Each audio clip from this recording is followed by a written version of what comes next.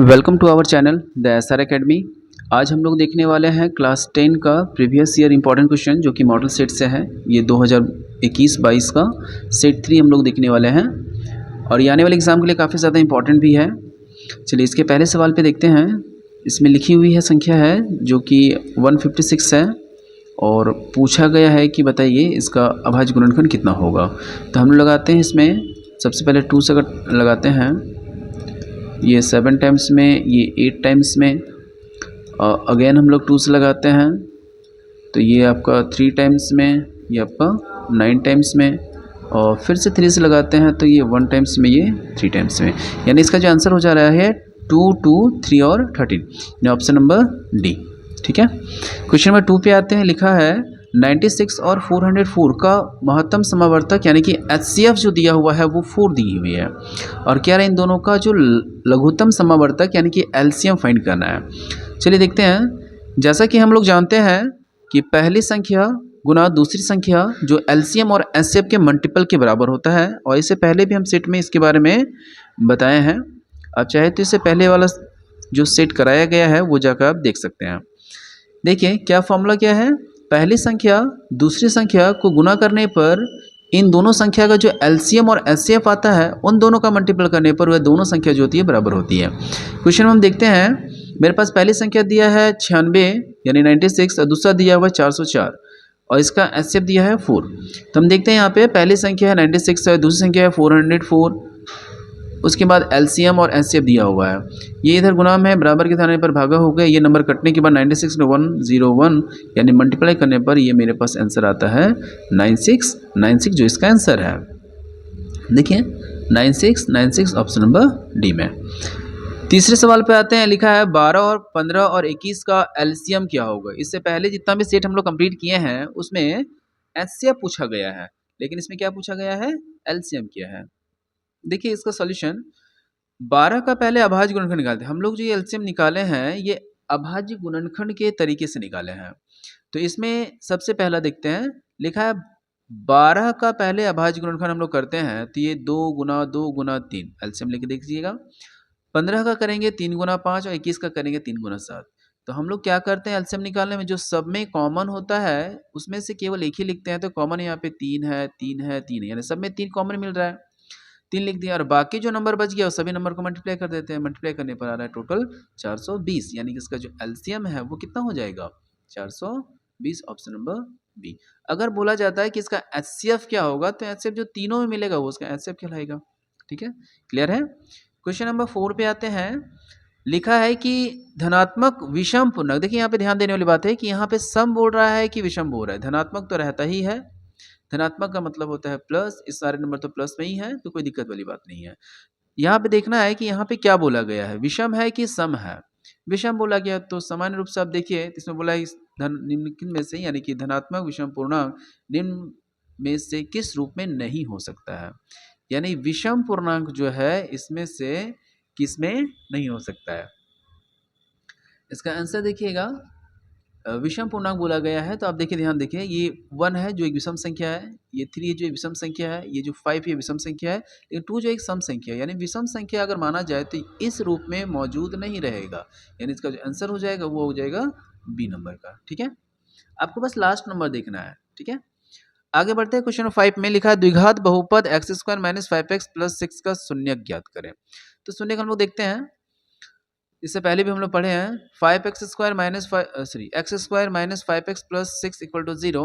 हम लोग इसके बीच वाला जो टर्म है इसको 2 टर्म में ब्रेक करते हैं। तो इसमें हम क्या किए हैं, 2 टर्म ब्रेक किए हुए हैं, -2x और -3x। थ्योरी कहा जाता है कि ये बीच वाला जो टर्म है उसे इस तरह से 2 नंबर में ब्रेक करना है कि मल्टीप्लाई करने पर इन दोनों का मल्टीपल आना चाहिए और जोड़ने घटाने पर बीच वाला ही टर्म आना चाहिए। तो आप देख सकते हैं इसमें आया हुआ है। फिर इसके बाद इन दोनों में कॉमन नंबर निकालना है। ये जो 2 नंबर दिया हुआ है ये दोनों में कॉमन नंबर और ये दोनों में कॉमन नंबर। तो हम लोग अगर कॉमन नंबर निकालते हैं तो इसमें से x निकल जाता है, इसमें बच जाएगा x - 2। सेम चीज़ यहाँ से -3 कॉमन निकालते हैं तो ये x - 2। ये दोनों नंबर जो है सेम आना चाहिए। अगर सेम आ रहा है तो प्रोसेस ठीक चल रहा है। फिर ये वाला x और ये वाला x दोनों को इक्वेट करते हैं 0 से। यानी कि इसका शून्य तभी हो सकता है जब इसको इक्वेट किया जाता है 0 से। तो यहाँ से x का वैल्यू एक आ रहा है 2, एक आ रहा है 3, यानी इसका आंसर क्या हो जाएगा 2 और 3। चलिए आंसर देखते हैं 5 का कहाँ पे दिया हुआ है, 2 और 3 यानी ऑप्शन नंबर सी में। ठीक है, क्वेश्चन नंबर 6 में लिखा है कि यदि बहुपद x square plus a x plus b equal b के शून्य बराबर है लेकिन विपरीत है, तो बताइए ए का वैल्यू क्या हो। देखिए ए कहाँ पर है, तो हमसे ए का वैल्यू पूछा गया है कि ए कितना होगा। देखिएगा हमसे पूछा गया है क्या, देख लेते हैं एक बार। ए का वैल्यू पूछा गया है ना कि बी का वैल्यू। ठीक है, देखिएगा इधर ध्यान से देखिएगा, मेरे पास ये इक्वेशन दिया हुआ है।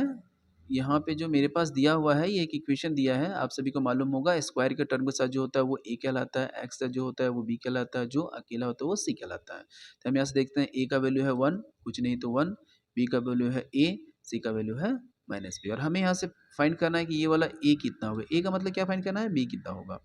और इसमें बोला गया है कि इसका जो शून्यक है वो क्या है, शून्यक जो है वो बराबर है। तो मान लेते हैं कि पहला शून्यक अगर अल्फा है और दूसरा शून्य क्या हो सकता है, बोला है बराबर नहीं अपोजिट है। सपोज कर लेते हैं अगर एक शून्यक है 4 तो इसका उल्टा क्या होगा, -4। तो हम मान लिए कि एक शून्यक जो अल्फा है तो दूसरा शून्य क्या हो सकता है, -अल्फा। ठीक है, अब हमें मालूम है शून्यकों का योग क्या होता है, फॉर्मूला शून्यकों का योग -b/a। यहाँ पे गलत लिखा हुआ है, यहाँ पे -b होगा, -b होगा। ठीक है, फॉर्मूला जो बनेगा वो शून्यकों का योग का -b/a, शून्य को गुणनफल c/a। ठीक है, शून्यकों का योग यानी कि पहला शून्य के अल्फा, दूसरा शून्य के -अल्फा, दोनों को योग कर दिए, मैंने प्लस कर दिए। और यहाँ पे देखिए b का वैल्यू कितना है, b का वैल्यू यहाँ पे a है तो यहाँ पे a बैठेगा। ठीक, और a का वैल्यू कितना है 1। शून्यकों का योग करेंगे तो alpha minus plus minus alpha, ये दोनों कट जाएगा। देखिए तो यहाँ पे जो b लिखा हुआ है वो a होगा, तो यहाँ पे a का जो वैल्यू है वो आपका 0 आया हुआ है, तो a का वैल्यू हो गया 0। अगर नहीं समझ में आए तो आप कमेंट कर सकते हैं, हम इसके लिए फिर से अलग से समझा देंगे। क्या है, तो इसका जो आंसर हो जाएगा वो आपका 0, option number D. Question number 7 पे आते हैं।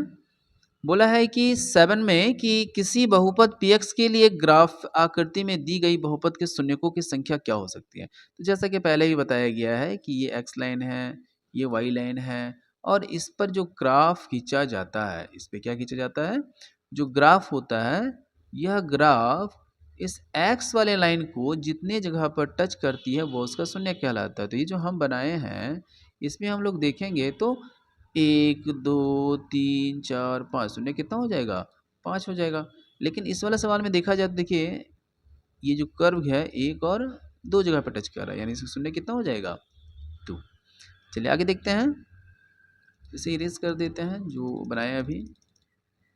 चलिए क्वेश्चन नंबर 8 पे आते हैं, इसका आंसर कर लेते हैं, सी नंबर का है। समीकरण युग्म ax1 सॉरी समीकरण दिया है a1x plus b1y plus c1 equal to 0, और सेकंड इक्वेशन दिया हुआ है। कह रहा है मेरे पास अगर ये कंडीशन है, ठीक है, ये अगर कंडीशन दी हुई है तो बताइए कि क्या होगा, इसका सॉल्यूशन चारों में से क्या होगा। तो सेट 1 जब हम पढ़ाए थे तो उसमें ये सारी चीज़ें बहुत डिटेल बताया गया है, आप चाहे तो जाकर देख सकते हैं, लगभग 50 मिनट का एक वीडियो है। देखते हैं, अगर a1/a2 बराबर नहीं होता है b1/b2 का, 3 कंडीशन होता है। पहला कंडीशन, अगर a1/a2 इसका a1/a2 b1/b2 के बराबर नहीं होता है, उसे कहते हैं अद्वितीय हल, जिसे प्रतिच्छेदी हल भी कहा जाता है। दूसरा, अगर a1/a2 बराबर होगा b1/b2 और वो भी बराबर होता है c1/c2, तो इसे कहते हैं अपरिमित रूप से अनेक हल, इसे कहा जाता है संपाती हल। अगर a1/a2 बराबर होता है b1/b2 और वो बराबर नहीं होता है c1/c2 का, तो इसे कहा जाता है कोई हल नहीं होगा, या तो इसे कहते हैं समांतर हल। ठीक है, तो यहाँ पे देखिए a1/a2 बराबर नहीं है b1/b2 का, इसलिए कैसा हल होगा, अद्वितीय हल होगा। अब मेरे पास देखिए इक्वेशन दिया हुआ है, ये एक समीकरण है, दूसरा समीकरण है, और पूछा गया बताइए इसका कैसा हल होगा। जैसे अभी बताइए, यहाँ पे देखिए a1 का वैल्यू कितना है, 2 है, तो हम लोग पहले लिखते हैं 2/a2 का वैल्यू है 4, दूसरा लिखा हुआ है b1 है 3, और यहाँ पे हो जाएगा 6, फिर लगा हुआ है यहाँ पे 5 है, और यहाँ पे है 15। चलिए काटते हैं, तीनों देखते हैं कैसे कंडीशन में आता है। इन दोनों को ब्रेक करेंगे तो आएगा 1/2, इन दोनों का ब्रेक करेंगे तो 1/2, और ये बराबर करेंगे तो 1/2। 3। देख सकते हैं a1/a2 बराबर b1/b2, लेकिन बराबर नहीं हो रहा है c1/c2, तो इसका कोई हल नहीं होगा, यानी कैसा हल होगा, समांतर हल होगा। तो ऑप्शन नंबर क्या हो जाएगा, ए। आगे आते हैं क्वेश्चन नंबर 11 में लिखा है कि ये समीकरण और इस समीकरण का हल कैसा होगा। तो इसका हल का बहुत सारा तरीका बुक में बताया गया है, 3 तरीका आपकी एनसीईआरटी बुक में मेंशन है। तो हम लोग इसमें से एक आसान सा तरीका देखते हैं, जिसे हम लोग कहते हैं विलोपन विधि। देखिए, ये पहला इक्वेशन, ये दूसरा इक्वेशन। तो इसमें सबसे आसान फॉर्मेट क्या होता है, जहाँ तक हम समझ पाते हैं कि इसमें सबसे ईज़ी करने के लिए उन बच्चों के लिए थोड़ा सा इनको अगर सॉल्यूशन करने में इनको प्रॉब्लम होता है, उन बच्चों के लिए सबसे आसान तरीका क्या है कि इसके फर्स्ट वाला टर्म से इसको मल्टीप्लाई कर देना है, टोटल को फर्स्ट वाला टर्म से ध्यान रखना है, और इसके फर्स्ट वाला टर्म से इस इक्वेशन को मल्टीप्लाई कर देना है, इस इक्वेशन टोटल को। ठीक है, इस इक्वेशन को टोटल मल्टीप्लाई कर देंगे। देखिए हम क्या किए हैं, 3 से लिख भी दिए हैं, समीकरण 1 को 3 से मल्टीप्लाई किए क्योंकि इसके फर्स्ट में 3 है, और समीकरण 2 को 5 से किया। तो देखिए यहाँ पे लिखा है 3 × 5 = 15 माइनस 3 × 3 = 9 माइनस 24, और इसको 5 से किए हैं 15, 10 और 5। ये कैंसिल आउट हो गया। यहाँ पे अगर देखते हैं -9 -10 हो गया -19, 24 में से 5 के बच गया 19, और यहाँ मल्टीप्लाई करने पर y का वैल्यू कितना आया, -1। अब समीकरण 1 या समीकरण 2 किसी में बैठाते हैं, तो 3x + 2 × 1 हो गया -2, ये 1, इधर आने पर हो गया -2, इधर आके हो गया +2, यानी कि जोड़ने पर 3, यानी x का वैल्यू कितना है, x वैल्यू 1 और -1। चलिए आंसर देखते हैं, 1 और -1। 1 और -1 किस में है, 1 में। लिखा है रैखिक समीकरण युग्म जिसका कोई हल नहीं होता। देखिए अभी बताए थे, जिसका कोई हल नहीं होता उसे क्या कहते हैं, असंगत। समांतर बोलिए, असंगत बोलिए, जिसका हल होता है उसे कहते हैं संगत है। और संपाती का बता चुके हैं, तीनों इक्वल होता है।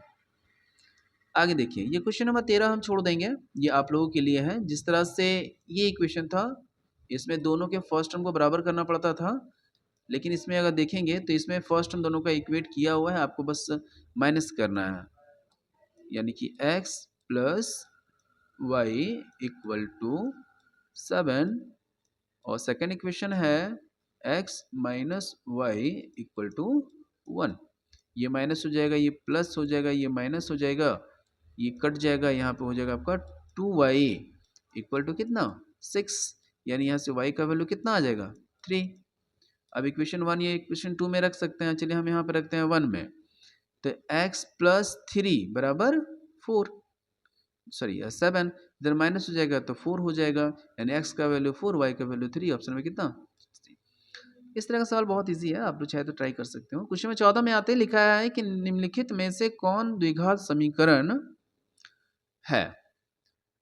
तो जैसे कि इससे पहले के 2 सेट में हम बड़े ही अच्छे तरह से समझाए भी थे कि देखो बाबू होता क्या है कि इस इक्वल टू के दोनों तरफ से हमें देखना होता है कि एक्स स्क्वायर का टर्म है या नहीं है। अगर एक्स स्क्वायर का टर्म होगा तो द्विघात समीकरण होगा, और अगर नहीं है तो द्विघात समीकरण नहीं होगा। चलिए इसको देखते हैं। इसमें देखेंगे तो इधर a + b का होल स्क्वायर लगेगा, इधर स्क्वायर का टर्म नहीं है, यानी कि इसमें एक्स स्क्वायर दिख रहा है। ठीक है, इसमें चेक करेंगे तो ये देखो a + b का होल स्क्वायर हो जाएगा, तो इसमें एक्स स्क्वायर इधर मिलेगा, और इसको इधर से मल्टीप्लाई करेंगे तो x³ मिलेगा। तो x³ मिलेगा, तो जाहिर सी बात है कि इसमें स्क्वायर नहीं मिल रहा है, बल्कि क्या मिल रहा है, x³ मिलेगा। और इसमें देखेंगे तो एक्स स्क्वायर है, इसको a - b का होल स्क्वायर लगाएं तो ये एक्स स्क्वायर इसको कट जाएगा, केवल x मिलेगा। तो इसमें एक्स स्क्वायर नहीं मिल रहा है, x³ मिल रहा है, इसमें x मिल रहा है, इसमें एक्स स्क्वायर मिल रहा है, तो आंसर मेरा कौन सा हो जाएगा, ऑप्शन नंबर ए। चलिए आगे आते हैं, क्वेश्चन नंबर 15 देखिए, लिखा है कि यदि द्विघात समीकरण ये जो दी हुई संख्या है x² 3x² + kx - 4, इसका मूल दिया हुआ है 4, तो क्या रहा है बताइए, k का वैल्यू कितना। मूल देने का मतलब है कि ये जो वैल्यू दी हुई है इस पर अगर हम बैठाते हैं, ये इसी का मूल है, इसका मतलब है कि इसमें अगर बैठाएंगे तो ये इक्वेट होने पर 0 आएगा। चलिए इसका सॉल्यूशन देखते हैं। मेरे पास देखिए इक्वेशन दिया हुआ है ये, और इसका मूल दिया हुआ है 4, तो हम लोग क्या करेंगे, x के जगह पर 4 बैठाएंगे, तो 3 × x यहाँ पे 4 बैठाएं तो 16 हो गया, 4 × k 4k हो गया, -4 हो गया, यहाँ पे 48 4k - 4, 48 में 4 चला गया 44 हो गया, यानी 44 + 4k, ये प्लस में था इधर रखे माइनस हो गया, यानी कि 4x = -44, यानी x का वैल्यू कितना, 11 -11। चलिए ऑप्शन नंबर 1। चलिए आगे देखते हैं। क्वेश्चन नंबर 16 जो बोला गया है वह द्विघात समीकरण जिसके मूल 2 और -2 है, मैंने ये 4 ऑप्शन दिया हुआ है आपके पास। अब बोल रहा है बताइए इस चारों में से किसका जो मूल है वो 2 और -2 होगा। तो इस चेक करने का आसान तरीका क्या है कि आप एक बार x का वैल्यू 2 बैठाइए, एक बार x का वैल्यू -2 बैठाइए। अगर दोनों को बैठाने से अगर इक्वल टू 0 आता है, इक्वल टू 0 आता है, इक्वल टू 0 आता है, इक्वल टू 0 आता है, तो उसका मूल होगा और नहीं होने पर नहीं होगा। आप चेक कर लीजिएगा, इसका आंसर जो होगा ऑप्शन नंबर ए होगा। क्वेश्चन नंबर 17 में आते लिखा है द्विघात समीकरण, ये जो समीकरण दी हुई है इसमें मूलों की प्रकृति ज्ञात करनी है। ठीक है, इसकी मूलों की प्रकृति निकालिए। तो मूलों की प्रकृति आपको शायद याद हो, d इक्वल टू 0 पर होता है, d equal to greater than पर होता है, d equal to less than पर होता है। क्या होता है, अगर इक्वल टू है तो मूल समान होगा और वास्तविक होगा, अगर बड़ा है तो वास्तविक और अलग अलग होगा, और अगर छोटा है तो अवास्तविक होगा, जिसे काल्पनिक कहते हैं। इसको निकालते हैं। देखिए इक्वेशन दिया हुआ है मेरे पास, a का वैल्यू मालूम है 4 हो गया, b का वैल्यू यहाँ से हो गया 4 हो गया, c का वैल्यू 1 हो गया, d निकाला है B square minus 4ac 16 minus कितना आ रहा है 0, यानी मूल कैसा होना चाहिए, वास्तविक होगा और बराबर होगा। तो देखते हैं कहाँ लिखा हुआ है, वास्तविक का बराबर ऑप्शन नंबर बी में। इससे प्रीवियस वाला जो सेट करवाए थे उसमें हम बोले कुछ और थे, टिक किसी और में लगवा दिए थे। आप एक बार जाकर वहाँ से देख लीजिएगा। चलिए आगे बोला गया है कि द्विघात समीकरण, ये जो नंबर दी हुई है इसका विभक्तकर निकालना है। विभक्तकर का मतलब यही है डी निकालना है, जिस तरह से अभी डी निकाले ना ए बी सी लिख कर और ये डी निकाला गया, उसी तरह से है। तो हमें लगता है ये शायद आप लोग कर लोगे, तो हम ये होमवर्क छोड़ देते हैं। ये जो सवाल है क्वेश्चन नंबर 18, इसको हम होमवर्क छोड़ देते हैं। नहीं बने तो आप कमेंट कीजिएगा, हम इसका आंसर जो है पिन कर देंगे। करना कुछ नहीं, इसमें ए का वैल्यू, बी का वैल्यू, सी का वैल्यू फाइंड करना है और डी का वैल्यू निकालना है। जो डी का वैल्यू आप लोग अभी इससे पहले वाले क्वेश्चन में देखे थे, क्या था, D equal to B square minus 4ac, check कर लीजिएगा। चलिए क्वेश्चन नंबर 19 पर आते हैं। 19 में लिखा है यदि द्विघात समीकरण, ये जो समीकरण दी हुई है इसका मूल जो है वो समान है। देखिए ध्यान दीजिएगा, मूल समान है मतलब क्या है, डी 0 के बराबर है। अगर मूल बोलेगा समान है, डी 0 के बराबर होगा, तुमसे पूछा गया है कि ए कितना होगा। चलिए देखिएगा सवाल, देखिएगा ये इक्वेशन है मेरे पास। तो इसमें सबसे पहले ए बी और सी का वैल्यू निकाल लेते हैं। ए का वैल्यू देखो, ए का वैल्यू ए ही है, बी का वैल्यू -4 है, सी का वैल्यू 1 है। डी बराबर 0, क्योंकि मूल जो है वो पहले ही बोल दिया था, मूल कैसा है, वो समान है, जो कि क्वेश्चन में दिया हुआ है। ठीक है, मूल कैसा है, वो समान दे दिया है क्वेश्चन में ही। ठीक है, तो मूल समान में डी का वैल्यू 0 हो गया, डी का value B square minus 4ac equal to 0, B का वैल्यू है -4 इंटू ए इंटू सी, 4 का स्क्वायर हो गया 16, इस सबको मल्टीप्लाई किया तो 4a यानी कि 4a बराबर 0। ये जो 16 है इधर आके माइनस हो गया, प्लस से माइनस, तो a बराबर -16/4 यानी कि 4, -4 था, तो k का वैल्यू कितना है, a का वैल्यू 4 है। कितना नंबर सवाल था, क्वेश्चन नंबर 4 यानी कि 4, ऑप्शन नंबर डी होगा। द्विघात समीकरण मूल ज्ञात कीजिए। देखिए ये सेम सवाल है, ये सेम सवाल है, हम इसे बस थोड़ा सा हिंट कर देंगे, आप लोग ट्राई करना घर में। लिखा हुआ है X square minus 3x plus 2 equal to 0। इसके बीच वाला टर्म को ब्रेक करना है, इस तरह से ब्रेक करना है, मल्टीप्लाई करने पर फर्स्ट लास्ट आ जाए। हम बस ब्रेक कर देते हैं, बाकी आप लोग ट्राई कर लेना। इसे हम ब्रेक कर सकते हैं इस तरह से, 1x मतलब x माइनस 2x में, पहले से है प्लस 2 इक्वल टू 0, यानी देखिए 3x को हम तोड़ दिए कितना में, 3x को तोड़ दिए हम लोग, ये 3x जो है उसको तोड़ दिए x और 2x में। देखिए मल्टीप्लाई करने पर ये दोनों का साइन आ जाएगा। तो ये हम होमवर्क छोड़ देते हैं, आप लोग बनाइएगा। कुछ कुछ चीज़ें आप लोग को भी करना ज़रूरी है, नहीं तो बाद में फिर दिक्कत हो जाएगा। चलिए क्या लिखा हुआ है, एपी का प्रथम पद और सारवंतर निकाला। प्रथम पद का मतलब एपी का जो फर्स्ट टर्म है वो उसका कहलाता है एपी, यानी 3/2। ठीक है, और इसका निकालना है सारवंतर यानी कि डी निकालना है। इसमें तो नहीं है, बता देते हैं कैसे बनेगा। देखिए, इसका पहला टर्म तो हो जाएगा 3/2। किसी भी एपी के लिए अगर पहला टर्म निकालने बोले, इसका फर्स्ट टर्म हो गया, ठीक है, जो कि फर्स्ट टर्म दिया है।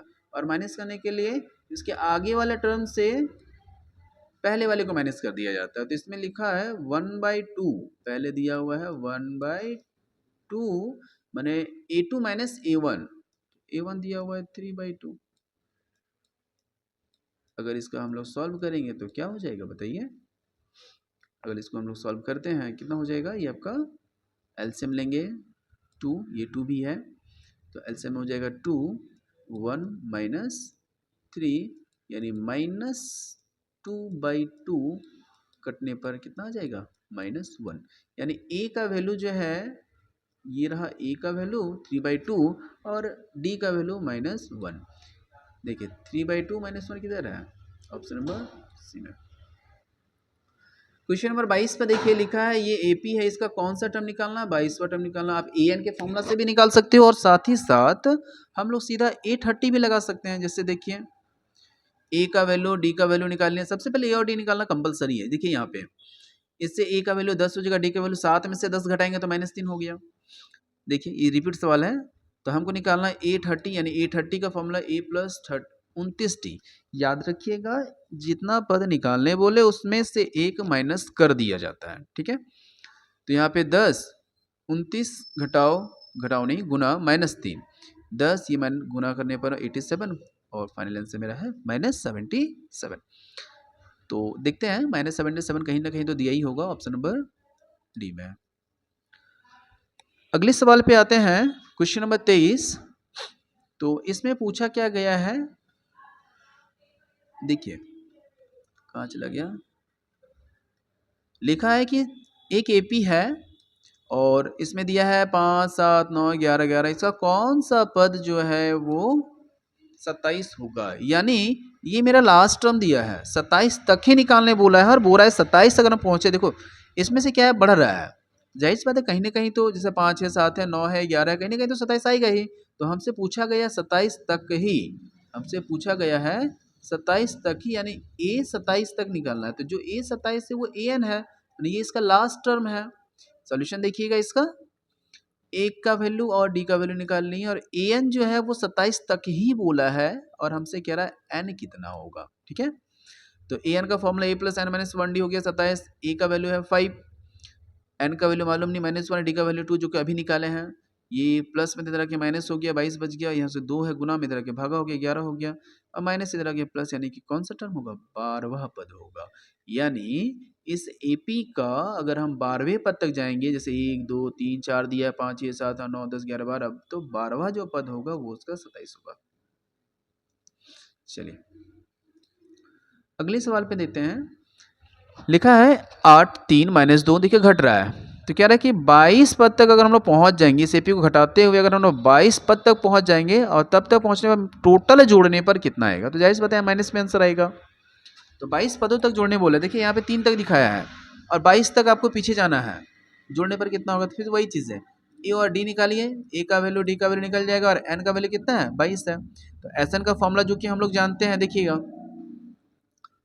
एस एन का फॉर्मूला जो कि हम लोग जानते हैं, पहले ए निकाल लिए, डी निकाल लिए और यहाँ पे एन का वैल्यू दिया हुआ है 22। S N equal to n/2 2a + n-1d होता है। एन का वैल्यू 22 हो गया, 2 हो गया इधर, 2a × 2 × 8, देखिए 8 दिया हुआ है, 22 में से 1 घटा देंगे और ये -5 है, ये कटने पर 11, ये 16, 21 × 5 यानी 105, दोनों माइनस करने पर 89, मल्टीप्लाई करने पर -979। ठीक है, समझ में आया होगा। 979 माइनस में है, देखिए ऑप्शन नंबर डी। हमें ये आशा है कि सारी बातें समझ में आ रहा होगा। क्वेश्चन नंबर 25 पर आते हैं, समान भुजाओं वाले सभी समबाहु समरूप त्रिभुज की भुजाएं समानुपातिक होती है। भुजाएं समानुपातिक होती है, कोण बराबर होती है। अगर समरूप त्रिभुज बोला जाए, समरूप त्रिभुज बोला जाए तो भुजाएं समानुपातिक होती है, कोण बराबर होता है। तो ध्यान रखिएगा। चलिए इसमें देखते हैं, ये तो बहुत पहले का भी बताया गया है। जैसे हम लोग परथेल्स में पढ़े हैं AD/BD AE/C। इसमें देखते हैं AD दिया हुआ है 1, BD दिया हुआ है 1.5, AE दिया है 2, AE दिया हुआ है 2 और फिर दिया हुआ है CE दिया हुआ है 4। और इसमें सवाल उल्टा कर दिया गया है। क्या आकृति में अगर इतना इतना इतना और इतना है तो ये चारों में से कौन सही होगा? अगर ये और ये इतना बटा इतना यानी AD/BD और AE/CE का रेशियो अगर इक्वल हो जाएगा तो ये पैरेलल हो जाएगा। कौन कौन पैरेलल होगा? DE parallel BC। करके देखते हैं 1/1.5 ठीक है। और इसमें 2/4 पॉइंट हटेगा ऊपर चला जाएगा हो जाएगा 10, नीचे हो गया 15 और ये करेंगे तो 2/4। काटिए इसको भी काटिए, इसे भी काटिए और एक बार इसे भी काटिए। ये कितना हो जाएगा आप देख सकते हो 10 है तो 5 से भी और काटते हैं कितना हो जाएगा, इसको काटिए, सॉरी इधर नीचे 15 है और थोड़ा सा अच्छे से लिख देते हैं, रुकिएगा 2 मिनट, ज़्यादा पेन चल गया। हाँ इसमें पेन जो है वो ज़्यादा कंजर्व हो गया, ठीक है। और ये 2/4 ही है ना, हाँ 2/4 है। इसको अगर काटते हैं तो कितना हो जाएगा, ये 15 दिया हुआ है आपका, एक है इधर से चला गया, तो इसमें से देख सकते हो कि इसमें AD दिया हुआ है 1, BD दिया हुआ है 1.5 और AE दिया हुआ था 2 और CE दिया हुआ था 4। इसको हम लोग काटेंगे, इन दोनों को नंबर को काटते हैं तो 5 दूनी 10 और 5 दिया 15, 5 दूनी 10, 5 दिया 15 और इधर हो जाएगा 1/2। ये तो इक्वल नहीं हो रहा है, यानी ये दोनों पैरेलल नहीं है, यानी कि इनमें से कोई नहीं हो जाएगा, यदि इक्वल भी नहीं होगा, लंबी नहीं होगा, यानी ऑप्शन नंबर डी हो जाएगा, इनमें से कोई नहीं। तो ये दोनों इक्वल होना चाहिए था। एक बार और से चेक कर लेते हैं, शायद कहीं कुछ छूट गया हो। इसमें AD का वैल्यू है 1 और BD का वैल्यू है 1.5, इसका पॉइंट हटा ऊपर चला गया 10, 5 से काटते हैं तो 5 दूनी 10, 5 दिया 15, ये 2 दिया है 4 दिया है, ठीक है, इनमें से कोई भी नहीं होगा। आगे बढ़ते हैं, लिखा है समरूप त्रिभुज की संगत भुजाएं। देखिए यही रिपीट सवाल है, यही रिपीट सवाल है। भुजाएं कैसी होती है, समानुपातिक होती है, ठीक है, समझ में आ रहा होगा। अगर समझ में नहीं आए तो आप मैसेज कर सकते हैं, कमेंट कीजिएगा। आगे देखिएगा, लिखा है ABC और PQR में कौन सा कथन सत्य होगा। तो हम लोग इसमें मिलाते हैं, इसमें देखिएगा ध्यान से, तो देखिए इसमें AB और R और Q दोनों का रेशियो इक्वल है। फिर से अगर देखिएगा AC और इसका रेशियो इक्वल है, मैंने P और R का, और एक अगर देखिएगा तो इसका और इसका रेशियो इक्वल है, यानी कि हम अगर यहाँ से स्टार्ट करते हैं AB पहला स्टार्ट करते हैं, AB से स्टार्ट करते हैं तो यहाँ पे किसको स्टार्ट करना पड़ेगा, RQ को। दूसरा स्टार्ट करते हैं ये बेस वाला, तो B और C तो किसका स्टार्ट होगा, BQ और P, ये वाला स्टार्ट होगा। त्रिभुज बनेगा इधर से ABC, इधर से क्या बनेगा RQP। देखते हैं कहाँ पे ऑप्शन है, ABC RQP, option number B जो है मेरा एक्यूरेट आंसर होगा, ठीक है। क्वेश्चन नंबर 28 पर आते हैं, 28 नहीं 29 पर आते हैं। देखिए 29 में लिखा हुआ है कि मान लीजिए कि ABC और DEF जो है उसके क्षेत्रफल दिया हुआ है 64 और 121 यानी 121। तो हमसे पूछा गया है कि अगर EF जो है 15.4 है तो BC कितना होगा। देखिए इसका सॉल्यूशन देखिएगा, अगर कोई दो त्रिभुज समरूप होता है तो उनकी क्षेत्रफल का अनुपात उसकी संगत भुजाओं के अनुपात के स्क्वायर के बराबर होती है। ये थ्योरम है। ABC का क्षेत्रफल दिया 64 है, इसका 121 है, 121 है।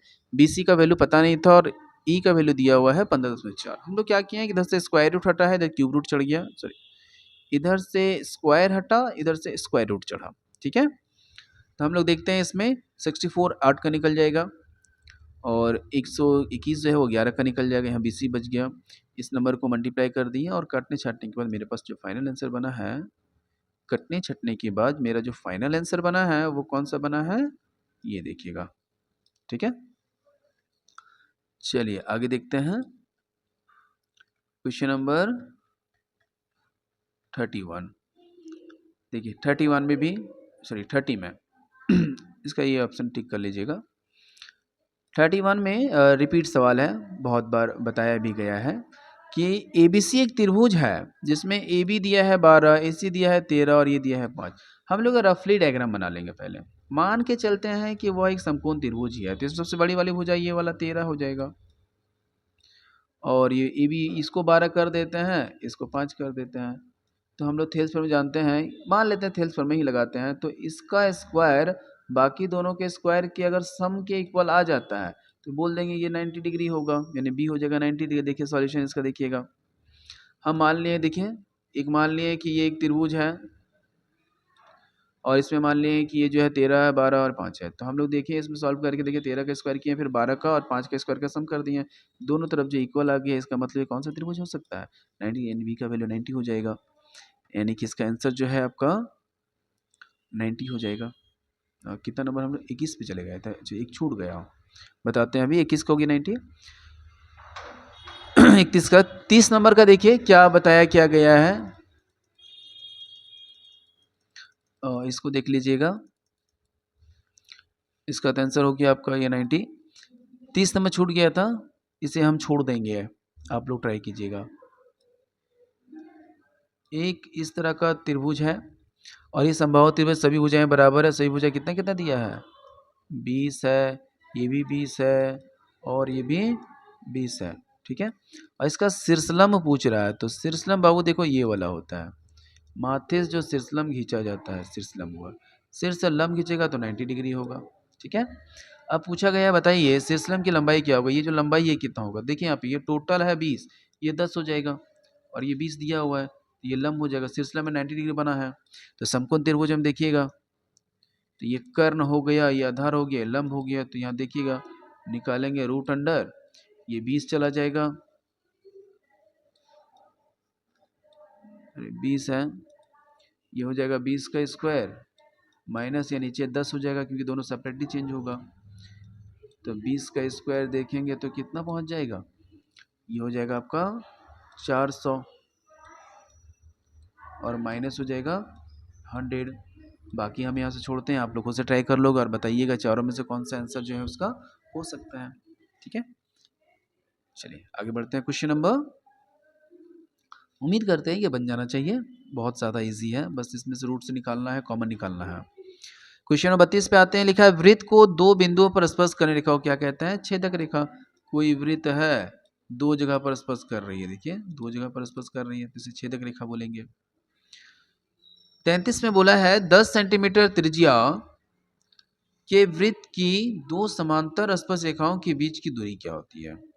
सुनिएगा ध्यान से, 10 सेंटीमीटर त्रिज्या है के वृत्त के दोनों समांतर, दो समांतर स्पर्श रेखाओं के बीच की दूरी क्या जी वाली। देखिए एक वृत्त बोला है, इसकी त्रिज्या है, त्रिज्या देने से पहले इसके बीच दो समांतर रेखा खींची गई है, एक और एक इस तरह से समांतर रेखा खींच दी है, दोनों एक दूसरे समांतर है। इसकी त्रिज्या कितना दिया है 10, तो यहाँ से यहाँ 10, तो इधर भी हो गया 10, 10 10 मिलाकर टोटल कितना हो गया, तो ये दोनों समांतर रेखा के बीच कितना है 20 है। आगे देखते हैं 34 नंबर सवाल में कह रहा है यदि एक बिंदु जो है P है वो केंद्र O से PA PB स्पर्श रेखाओं के बीच में 80 डिग्री का कोण बनाती है, तो आपसे पूछा गया बताइए P एंगल POA कितना होगा। देखिए इसमें भी ये भी ज़्यादा कुछ हार्ड नहीं है, देखिएगा ध्यान से। देखिए एक रफ डायग्राम बनाया है, इसको बस समझना है, लिखने के लिए कुछ भी नहीं, ऑब्जेक्टिव है इसमें, लिखने के लिए कुछ भी नहीं है। देखिए क्या है, सबसे पहले एक वृत्त बना दिए हैं, बाहरी बिंदु एक P है, P से दो स्पर्श रेखा खींची गई है। देखिए एक इस तरह से स्पर्श रेखा खींची गई है, एक इस तरह से स्पर्श रेखा खींची गई है, दोनों जो A और B पर टच करती है, दोनों मिलकर कितना एंगल बनाती है 80 डिग्री। और हमसे पूछा गया है ये लाइन, हमसे बोला गया है बताइए ये जो लाइन खींचा गया है इसके बीच में, तो ये कितना होगा। तो आप ही पता है ये हो गया आपका 90 डिग्री, ये हो गया 90 डिग्री, ये दिया हुआ 80 डिग्री, 90 कैंसिल आउट हो गया। तो ये कोण और ये पूरा कोण जोड़ने पर 180 डिग्री होगा, जिसमें 80 चला गया, बच गया ये पूरा का पूरा 100। तो इधर 50 इधर 50, यानी आंसर कितना हो जाएगा 50 डिग्री। इसका आंसर जो है वो आपका 50 डिग्री है। ठीक है। किसी वृत्त के एक दिए हुए बिंदु पर कितनी स्पर्श रेखाएं खींची जा सकती है? क्या बोला है देखिए ध्यान से, किसी वृत्त के एक दी हुई बिंदु पर कितनी स्पर्श रेखाएं खींची जा सकती हैं? अब बाहरी बिंदु बोला है कि एक ही बिंदु बोला है? क्या बोला है सुनिएगा, एक वृत्त है, किसी वृत्त के एक बिंदु पर, वृत्त के किसी एक बिंदु पर कितनी स्पर्श, तो एक खींचा जा सकता है। अगर बाहरी बिंदु होता तो किसी भी बिंदु पर बोलता है, एक बिंदु बोल दिया है, बाहरी बिंदु होता है तो दो खींचते हैं, एक बिंदु बोला है इसलिए एक ही खिंचाएगा। और अगर ऐसे पूछता है कि वृत्त पर कितनी स्पर्श रेखाएं हो सकती है तो इनफिनाइट हो जाता, जिसका आंसर हो जाएगा 1। आगे देखते हैं 36 में लिखा है कि 90 डिग्री केंद्रीय कोण और r त्रिज्या वाले त्रिज्या खंड का क्षेत्रफल बताइए। तो त्रिज्या खंड का क्षेत्रफल क्या होता है बाबू, थीटा बटा 360 पाई आर स्क्वायर होता है। देखिए यहाँ पे थीटा बटा 360 पाई आर स्क्वायर, यानी थीटा का वैल्यू हो गया आपका, बोलेगा थीटा बटा, ध्यान से देखिएगा इसको बताते हैं, थीटा बटा 360, थीटा कितना है 90 डिग्री बटा 360, थीटा बटा 360 पाई आर स्क्वायर, तो ये पाई आर स्क्वायर ये दोनों कट जाएगा 1/4 टाइम्स में, यानी 1/4 पाई आर स्क्वायर। देखते हैं 1/4 पाई स्क्वायर, एक तो लिखता नहीं है तो पाई आर स्क्वायर लिखता है, क्या बचा ऑप्शन नंबर बी। आगे लिखा हुआ है वृत्त की त्रिज्या का मान 7 सेंटीमीटर है तो सबसे बड़ी जीवा का वैल्यू कितना होगा? ये भी देखिएगा ध्यान से, यह एक वृत्त है और आप सभी को शायद मालूम होगा, वृत्त के सबसे सेंटर पार्ट से जो जाता है, वृत्त के सबसे सेंटर पार्ट से जो लाइन खींची जाती है वो वृत्त की सबसे बड़ी जीवा होती है। तो सबसे बड़ी जीवा है तो त्रिज्या बीच में होगा, ये आधा त्रिज्या आधा त्रिज्या, त्रिज्या 7 दिया हुआ है तो इधर हो जाएगा 7 और इसका हो जाएगा 7 7 7 हो गया 14, यानी इसका आंसर क्या हो जाएगा option number D. Question number 38 लिखा है 14 सेंटीमीटर त्रिज्या वाले वृत्त की उस चाप की लंबाई ज्ञात कीजिए जो 90 डिग्री पर अंतरित होती है। सेम सवाल है, हम इसका थोड़ा सा हिंट करेंगे और बाकी हम छोड़ देंगे, किस जगह पे आपको लिख के बताएं। देखिएगा यहाँ पे बताते हैं त्रिज्या कितना है, हम आधा बनाएंगे, आप लोग ध्यान से देखिएगा, बाकी आप लोग बनाइए खुद से। त्रिज्या दिया हुआ है 14 और चाप निकालना है, वृत्त के चाप निकालने का, जिसमें थीटा कितना दिया हुआ है 90 डिग्री। फॉर्मूला क्या होता है, थीटा बट्टा 360 गुना 2 पाई आर। ठीक है, अब हम ये उम्मीद करते हैं कि आप लोग इसको वैल्यू बिठा लोगे। ठीक है, या सॉल्व करना पड़ेगा।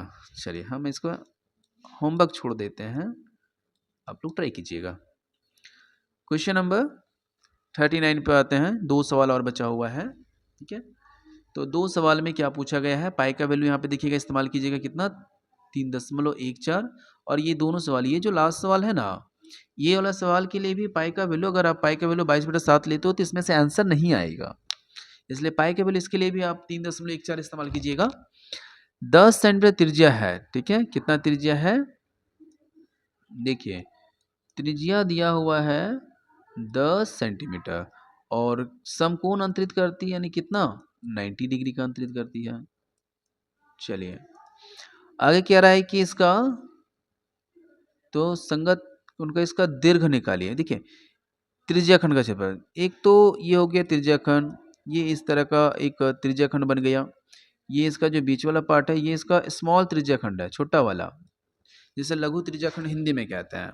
तो हमसे ये छोटा वाला नहीं पूछा है, हमसे ये बाहर वाला पूछा है, बाहर में भी तो बन रहा है एक ना, तो ये बाहर वाला कितना होगा। ठीक है, तो बाहर वाला पूछेगा तो हम लोग ये एंगल को ये वाला एंगल लेंगे, तो आप सभी को मालूम है टोटल एंगल होता है 360 डिग्री का, जिसमें से 90 डिग्री तो इसका सेपरेट हो जाएगा, तो बचेगा कितना। देखिए इसका सॉल्यूशन दिखाते हैं, देखिएगा आर का वैल्यू हो गया 10, थीटा दिया हुआ है 90, यानी स्मॉल वाले का, ये छोटा वाला का दिया हुआ है, ये छोटा वाला का, ठीक है। हमें निकालना है बाहर वाले का।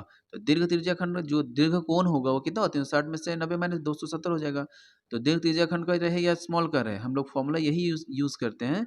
अब फर्क बस इतना है कि स्मॉल बोलेगा तो स्मॉल का थीटा यूज करते हैं, बड़ा बोलेगा तो बड़ा का इस्तेमाल करते हैं। तो थीटा हो गया छोटा, बड़ा वाला कितना 270, नीचे 360, पाई का वैल्यू 3.14 और आर का वैल्यू 10 गुना 10।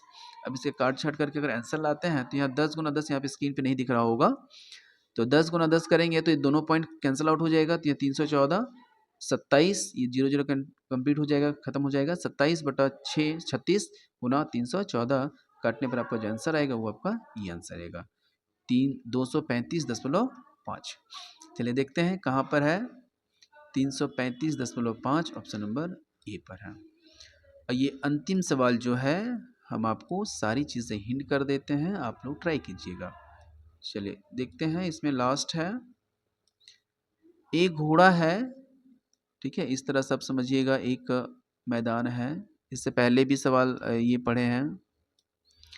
और ये जो रस्सी से बंधी हुई है, ये एक रस्सी से बंधी हुई है इस तरह से। और तो चरेगा, कितना चरेगा, इतना भाग को ही चरेगा। ये जो चरेगा इतना भाग ही को ही चर सकता है ना। चलिए देखिएगा, तो इसमें आर का वैल्यू हो गया आपका 7 सेंटीमीटर और थीटा बताइए कितना होगा 90 डिग्री। थीटा जो होगा, थीटा जो बनेगा वो हो जाएगा 90 डिग्री, ठीक है। अब चलिए निकालना क्या है, त्रिज्याखंड का क्षेत्रफल, फॉर्मूला आपके पास मालूम है बाबू, क्या होता है, थीटा बटा 360 गुना पाई आर स्क्वायर। थीटा का वैल्यू हो गया 90 यानी 90/360। पाई का वैल्यू आपको हम क्या बताएं, 3.14 इस्तेमाल करना है। और आर का वैल्यू कितना है, देखिए 7 बोला, 7 से 80 है, 7 गुना 7। और इसे आप कैंसिल आउट करेंगे तो ये कट जाएगा कितने बार में, 4 बार में ये कट जाएगा। तो बाकी आप लोग देख सकते हो 3.14 गुना 7 गुना 7/4। बाकी इसको सॉल्व करके आप लोग इस चारों में से किसी एक में जाकर टिक कर सकते हो। Thank you. ये सारा ख़त्म हो गया। अगर इसमें से किसी को कोई प्रॉब्लम हो तो आप हमें कमेंट कर सकते हैं, हम प्रयास करेंगे कि जल्दी से जल्दी उसे सेपरेटली बनाकर वापस भेज दिया जाए।